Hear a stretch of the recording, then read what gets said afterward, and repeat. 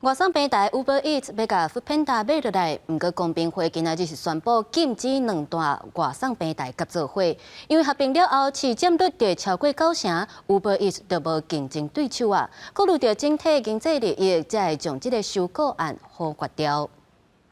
外送平台 Uber Eats 今年5月宣布要开9亿5000万美金来并购。Foodpanda 台湾外送业务，互大家惊一日。不过经过公平会审查了后，伫元旦节即天确定判决。Uber Eats 主要的竞争压力是来自于 Foodpanda， 那结合以后会消除掉这样的一个竞争的压力，它完全可以不受竞争的束缚。那在这种情况底下，它可能更有诱因，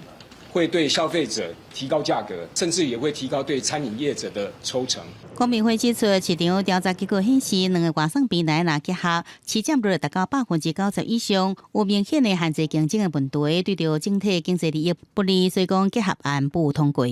他们主张结合以后可以提高外送网络的密度，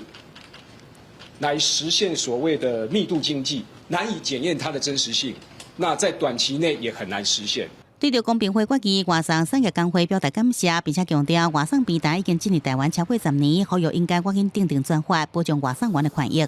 我们也感谢公平会能够从善如流，为外送产业的未来取得更大的利益。因为其实如果变成是独占的话，其实对外送员、对商家业者，甚至对消费者都是三输的局面。今天显然大家来是带礼物过来的哈，我们也希望说我们公平会能够不只针对